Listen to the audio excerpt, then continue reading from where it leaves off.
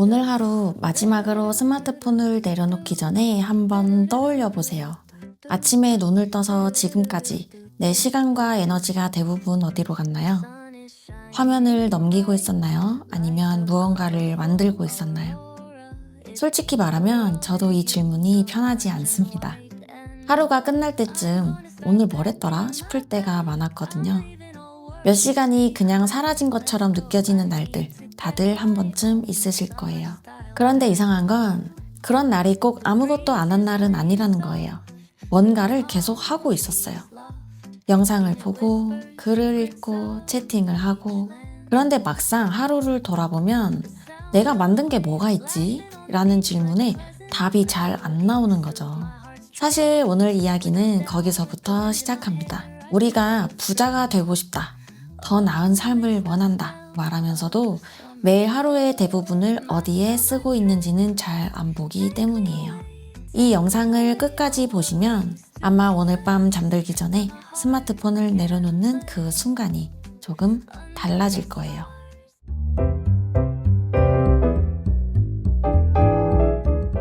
많은 분들이 소비라는 단어를 들으면 먼저 돈 쓰는 걸 떠올리세요.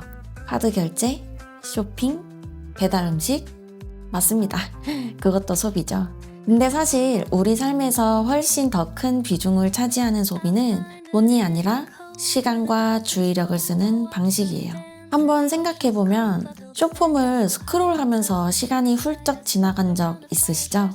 딱히 보고 싶었던 건 아니었는데 그냥 다음 영상이 자동으로 재생되니까 계속 넘기다가 정신 차려보니 30분이 지나 있고, 의미 없는 영상 하나를 보고 웃고 또 다른 걸 넘기고 몇 초 자극받고 나면 아무것도 남지 않는 그런 시간들. 이게 소비예요.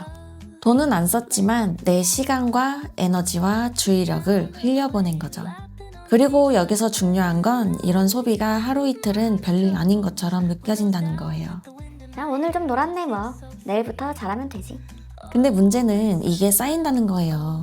한 달, 1년, 그리고 더 긴 시간 동안 매일 조금씩 흘려보낸 시간이 모이면 어느 순간 막연히 시간이 부족하다라는 느낌이 듭니다. 뭘 했는지는 모르겠고, 근데 왜 이렇게 지쳐있지? 하는 상태. 거기서 더 쉬어야겠다고 생각하고 또 같은 패턴으로 소비하고, 이렇게 계속 도는 거죠.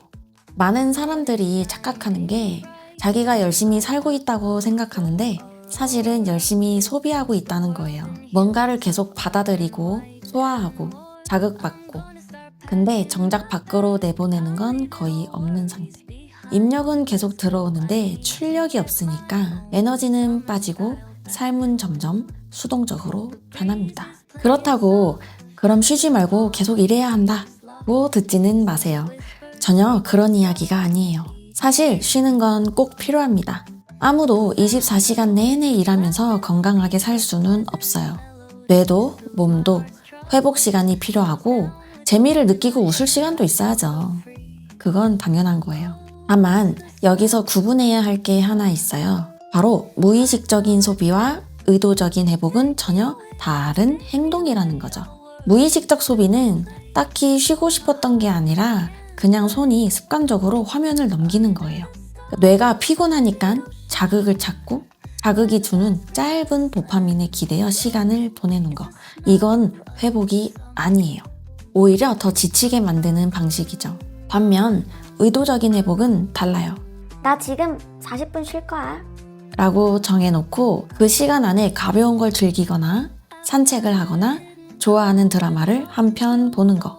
정해진 시간이 있고 내가 선택하고 있고 끝나고 나면 머리가 좀 더 가벼워지는 느낌이 드는 그런 휴식. 그리고 가능하다면 쉴 때도 조금 더 나은 선택을 해보면 좋아요. 그냥 자극만 주는 콘텐츠 말고 시야를 넓혀주거나 취향을 키워주거나 새로운 아이디어를 주는 걸로. 재미있으면서도 보고 나면 뭔가 하나 남는 그런 것들. 그게 훨씬 더 질 좋은 회복이 되거든요. 한마디로 좋은 휴식도 생산의 일부가 될 수 있다는 거예요. 칼을 가는 것도 결국 나무를 베는 과정의 일부니까요. 그럼 반대로 생산은 뭘까요? 많은 분들이 생산하면 바로 돈 버는 걸 떠올리세요. 일하고 월급 받고 물건 팔고. 맞습니다. 그것도 생산이죠. 근데 그게 전부는 아니에요. 사실 범위를 넓혀보면 우리가 매일 할 수 있는 생산 행위는 생각보다 훨씬 많습니다. 새로운 기술을 하나 배우는 것, 생산이에요. 내 능력이 커지니까 몸을 단련하는 것, 생산이에요. 에너지가 더 오래 가니까 주변 사람들과 더 깊은 관계를 만드는 것, 생산이에요. 사람이 자산이니까. 블로그에 글을 쓰고 내 이름을 알리고 개인 IP를 키우는 것, 생산이에요. 기존 인맥을 유지하고 새로운 사람들을 만나 네트워크를 넓히는 것, 생산이에요. 심지어 정말 잘 쉬어서 내일 더 좋은 컨디션으로 돌아오는 것도 생산이에요. 회복이 다음 출력의 밑거름이 되니까요. 여기서 한번 이렇게 물어보면 좋겠어요. 오늘 하루가 나를 더 가치 있는 사람으로 만들었나? 이건 돈을 많이 벌었냐는 게 아니에요. 오늘 배운 게 있었나? 몸이 조금이라도 더 건강해졌나? 누군가와 더 좋은 관계가 됐나? 내일 더 나은 기회를 잡을 준비가 됐나? 그런 질문이요. 이 질문에 그래, 오늘 작지만 뭔가 하나는 만들었어. 라고 답할 수 있는 날이 많아질수록 삶의 방향이 달라집니다. 안 바뀌는 게 아니라 천천히 바뀌는 거예요. 하루하루는 미미하지만 몇 달이 쌓이면 확실히 다른 사람이 되어 있거든요. 그래서 제가 오늘 가장 강조하고 싶은 건 하나예요. 바로 하루의 배분 비율이요. 내 시간과 에너지가 하루 동안 어디로 흘러갔는지 그 비율을 한번 보면 좋겠어요. 소비의 몇 %, 생산과 회복과 가치 창출의 몇 %. 물론 매일 완벽할 필요는 없어요. 어떤 날은 80%가 소비인 날도 있죠. 그런 날도 있어야 하고요. 문제는 그 비율이 평소에 어디로 기울어져 있느냐는 거예요. 일주일, 한 달, 반년을 놓고 봤을 때 어디에 더 많이 가 있나? 거기가 방향이에요. 사실 많은 분들이 나는 야망이 부족해서 안 되는 건가? 라고 자책하시는데 제 생각은 좀 달라요. 야망보다 더 중요한 건 매일의 배분 구조예요. 야망은 큰데 매일의 시간이 대부분 소비로 빠지면 그 야망은 점점 추상적인 말이 돼요. 반대로 야망은 보통이어도 매일 조금씩 생산 쪽으로 시간을 돌리는 사람은 몇 년 뒤에 분명히 다른 위치에 서 있게 돼요.